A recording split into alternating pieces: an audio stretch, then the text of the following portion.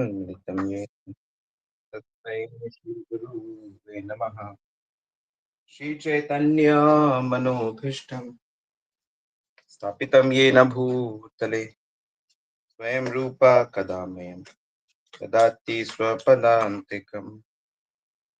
वन्देऽहं श्रीगुरो श्रीयुतपदकमलं श्रीगुरून् वैष्णवांश्च श्रीरूपं साग्रजातं सगन रघुनाथं वितं तं सजीवं साद्वैतं सावधूतं परिजन सहितं कृष्ण चैतन्य देवं श्री राधा कृष्ण पदान सगन ललिता श्री विशाखान्वितं च। जय श्री कृष्ण चैतन्य प्रभु नित्यानंद श्री अद्वैत गदाधर शिवासादि गौर भक्त वृंदा। हरे कृष्णा कृष्णा कृष्णा हरे हरे, हरे राम राम राम हरे हरे। हरे कृष्णा। सभी का बहुत बहुत स्वागत है नित्य श्रवण की कथा में। और आप जानते हैं कि हम लोग बहुत ही, मुझे लगता है लाइफ की सबसे इम्पोर्टेंट चीज है ये जो हम डिस्कस कर रहे हैं। लाइफ में इससे ज्यादा इम्पोर्टेंट, इससे ज्यादा लाभकारी हमारे लिए कुछ नहीं है। और विशेष करके लिए उनके लिए सबसे ज्यादा फायदेमंद है जिनको ये पता चल चुका है कि जीवन का लक्ष्य क्या है। तो एक बार हमको पता लग जाए कि जीवन का लक्ष्य कृष्ण प्रेम प्राप्त करना है, अब उसको कैसे प्राप्त करना है, किन किन चीजों से प्राप्त करना है, वही तो हम डिस्कस कर रहे हैं। ये बिल्कुल वैसा ही है जैसे किसी व्यक्ति को धन कमाना हो और उसको बताया जा रहा है कि देखो हम 64 तरीके आपको बता रहे हैं, इन 64 तरीके से आप धन कमा सकते हो और ये कोई इतने मुश्किल भी नहीं है।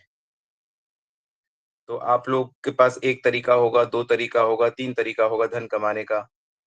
मे बी आप कहीं नौकरी करते होंगे या कहीं आपने बिजनेस करते होंगे या आपकी कुछ एफडीज होगी, कुछ इन्वेस्टमेंट्स होंगी या कुछ किराए पे दे रखा होगा। तो ऐसे आपके पास दो या तीन चार तरीके हो सकते हैं जहाँ से आप धन कमाते हो।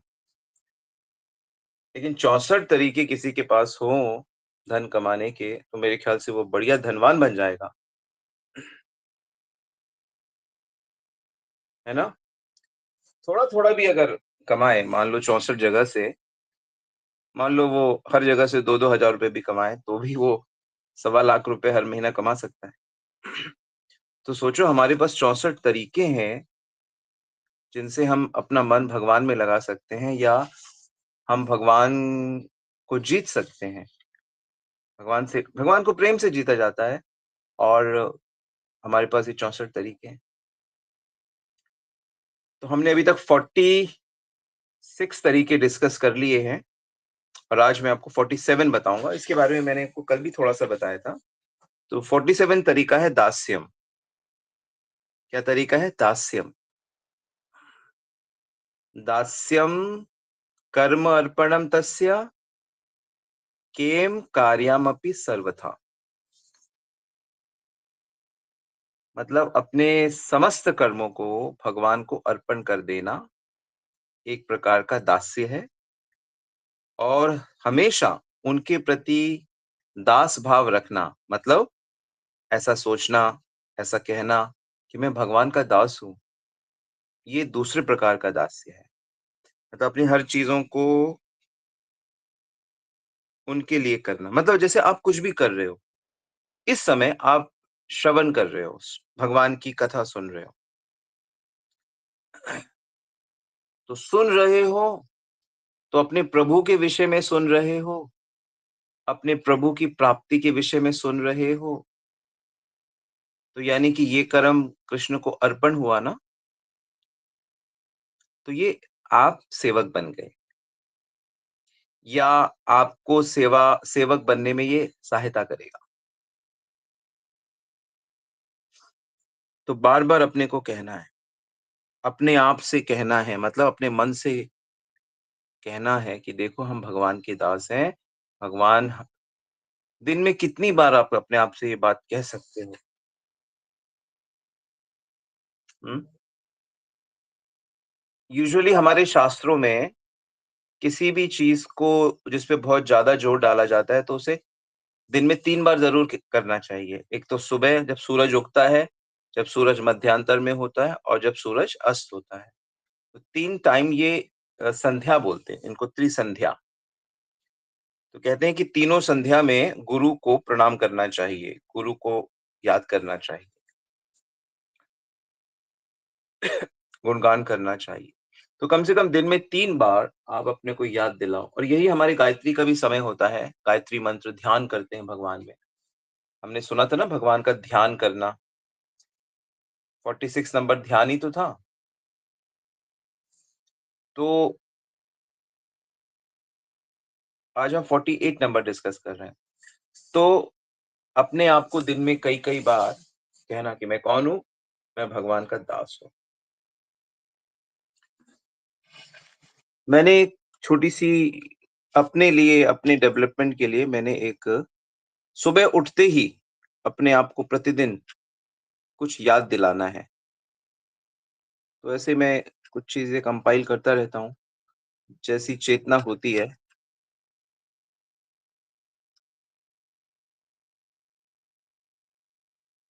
तो मैंने ये कंपाइल किया। मैं अभी दिखाता हूँ, उसको ढूँढ रहा हूँ।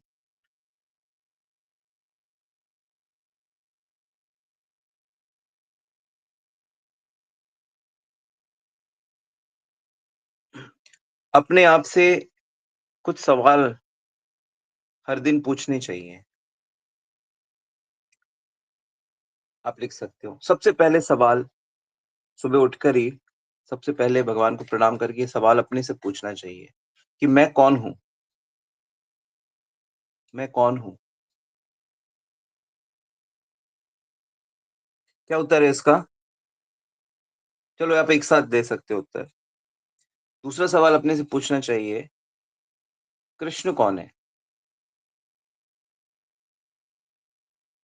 तीसरा सवाल आपको पूछना चाहिए अपने आप से, माया क्या है? अपने आप से पूछो, क्योंकि आप लोग तो सुनते ही रहते हो। तो मैं ये करता हूँ एवरीडे कुछ दिनों से, माया क्या है? चौथा क्वेश्चन, मेरा लक्ष्य क्या है? मुझे आखिर प्राप्त क्या करना है? आज का दिन मुझे मिला है, मुझे नहीं पता मेरा कल का दिन होगा कि नहीं होगा, कुछ भी हो सकता है।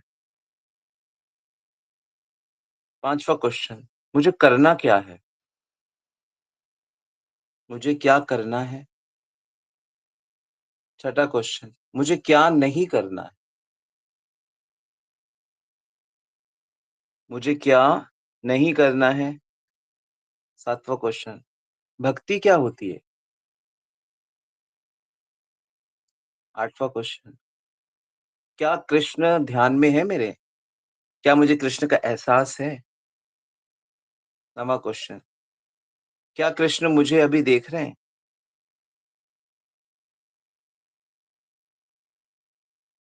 10वाँ क्वेश्चन, आज कैसे भक्ति करनी है? या रात को अगर पूछोगे तो आज कैसे भक्ति की? नेक्स्ट क्वेश्चन, क्या आज कृष्ण प्रसन्न हुए मुझसे? या क्या आज गुरु प्रसन्न हुए मुझसे? या आज किसी वैष्णव को प्रसन्न किया मैंने? तो ये कुछ एक सवाल हैं, और हर सवाल का जो जवाब है, ये हमें भगवान का भक्त बना देगा। ये हमें भगवान का सेवक बना देगा। तो ये प्रश्न जो मैंने पूछे, ये बड़े काम के प्रश्न हैं, और ये हर दिन हमारी चेतना में होने चाहिए। मैं कौन हूँ? इसका उत्तर क्या है? मैं श्री कृष्ण का नित्य दास हूँ। कौन? मैं शरीर? ना, ना, मैं आत्मा।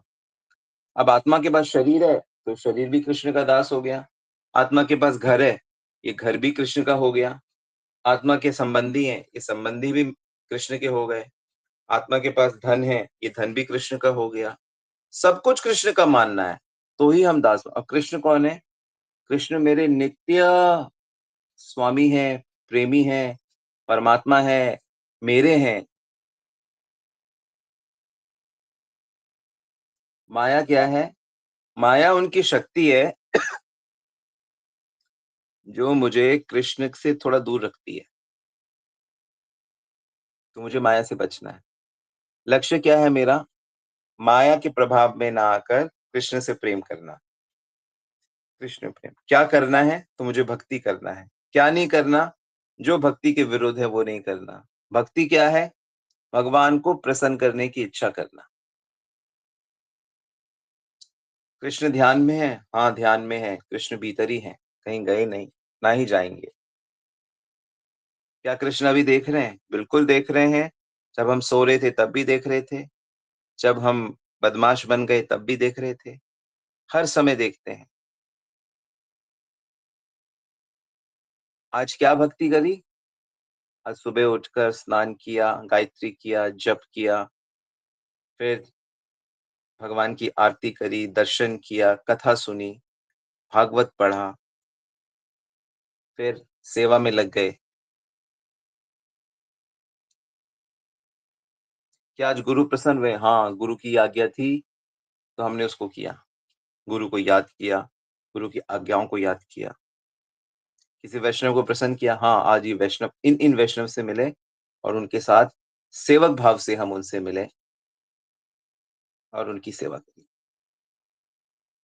तो इस तरह थोड़ा-थोड़ा यदि हम अपनी चेतना को बूस्ट करेंगे, तो आप देखेंगे कि चेतना अच्छी हो गई है।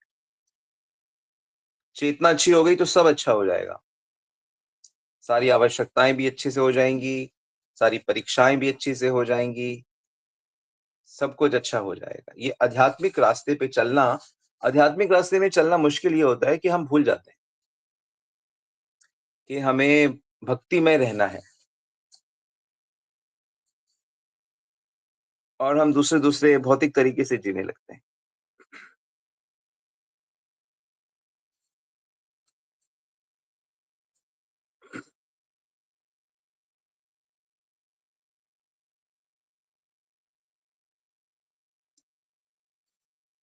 तो दास्यम, तो अपनी दासता को बढ़ाना है, भगवत दासता।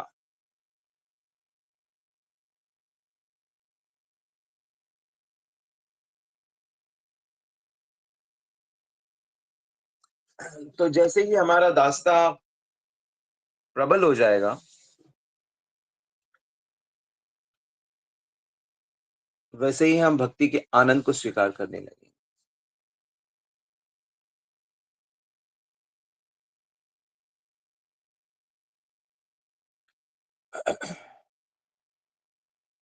इसकी हम विस्तृत चर्चा आगे करेंगे कि वास्तविक दास्यता कैसी होती है, उसकी उसकी मानसिकता कैसी होती है।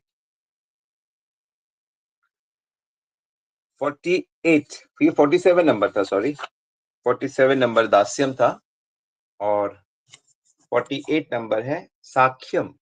साख्यम यानी मित्रता। तो हमें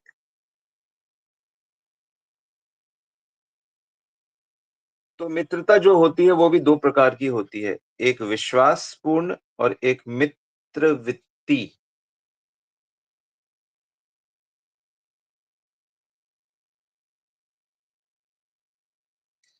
मित्रता, तो इसमें वो द्रौपदी का उदाहरण दिया जाता है। जैसे द्रौपदी जब मुसीबत में पड़ती हैं, तो वो क्या कहती हैं कि हे कृष्ण, आपकी प्रतिज्ञा है कि मेरे भक्त का कभी नाश नहीं होता। इसी को सोच-सोच कर मैंने अपने प्राणों को धारण कर रखा है। यानी इसी विश्वास पे मैं जीवन धारण कर रही हूँ, कि आपके भक्तों का कभी नाश नहीं होता। तो जैसे ये बात अगर कोई पकड़ ले, तो यानी उसका भगवान के प्रति साख्य भाव है।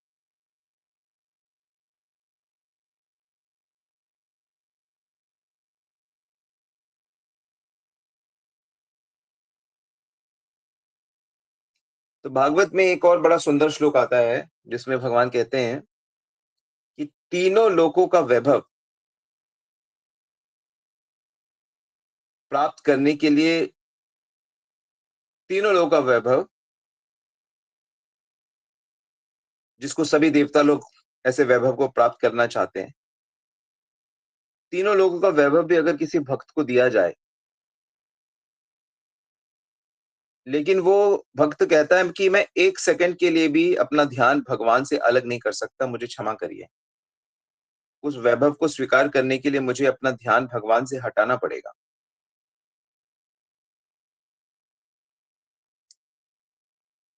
तो ये उसके लिए तैयार नहीं होते।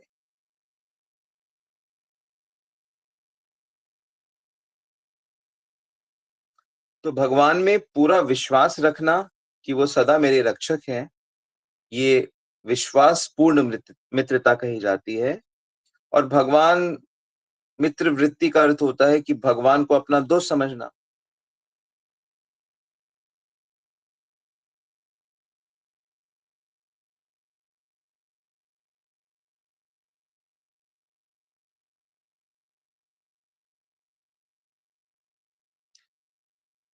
तो जब तक हम साधना कर रहे हैं, तब तक हम भगवान को पूर्ण रूप से समर्पित नहीं हो सकते। पूर्ण रूप से समर्पित होने के लिए हमें अपनी साधना में सिद्ध होना पड़ेगा, परफेक्ट होना पड़ेगा।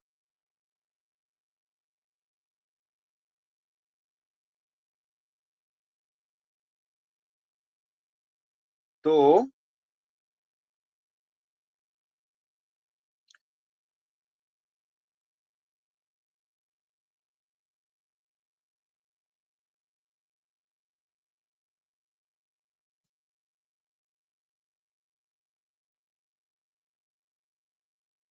हरिबोल, थोड़ी सी यहाँ पर लाइट की डिस्टरबेंस चल रही है, तो इसलिए मुझे थोड़ी सी मुश्किल आ रही है। एनीवे anyway,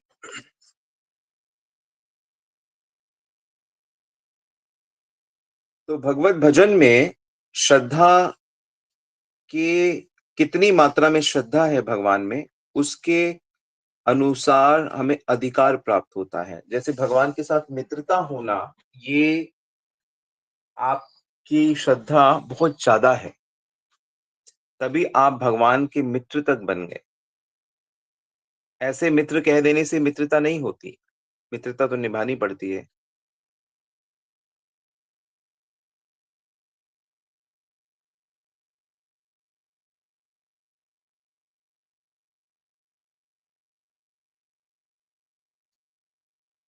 तो माफ कीजिए, यहाँ पे लाइट की बड़ी डिस्टरबेंस चल रही है।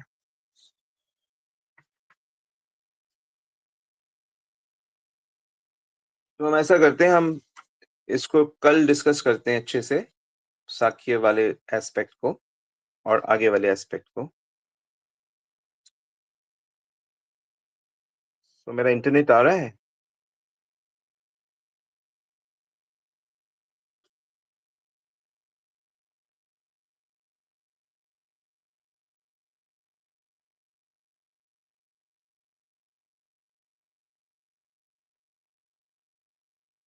ओके, तो किसी का कोई क्वेश्चन है तो हम क्वेश्चन ले सकते हैं।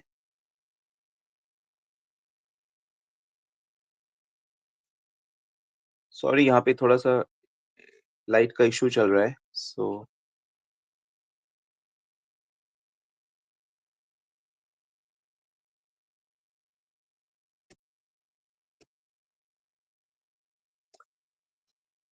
तो ठीक है, हम इस मित्र वृत्ति को हम कल डिस्कस करेंगे अच्छे से। भगवान के प्रति साक्ष्य होना, एग्जैक्टली इसका क्या मीनिंग होता है, उसके क्या भाव होते हैं।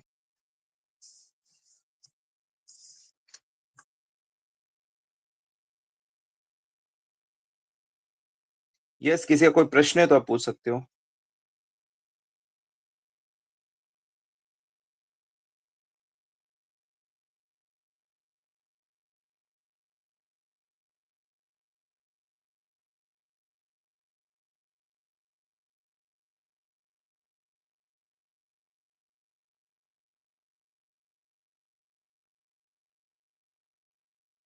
ऑलराइट, तो फिर हम कल मिलते हैं और कल इसको डिटेल में डिस्कस करते हैं। ओके? हरे कृष्णा। श्रील प्रभुपाद की जय, श्री गुरु महाराज की जय। गुड प्रेमानंदी, हरि हरि बोल।